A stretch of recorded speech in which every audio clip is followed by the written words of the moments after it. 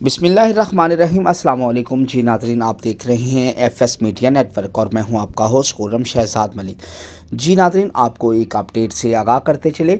VOS school system annual ceremony में मेहमान ख़ुसूसी general राजा जमील दनियाल, निगरान वफाकी वज़ीर तलीम मोहतरम मदद अली सिंधी ने खसूसी शिरकत की और वीओएस स्कूल सिस्टम के बच्चों की हौसला अफजाई की। पोजीशन होल्डर बच्चों में इनामात तकसीम किए और बच्चों को 100% रिजल्ट आने पर मुबारकबाद दी और चेयरमैन वीओएच राजा मोहम्मद हारून और वाइस चेयरमैन राजा कामरान आबद को खराज तहसीन पेश किया।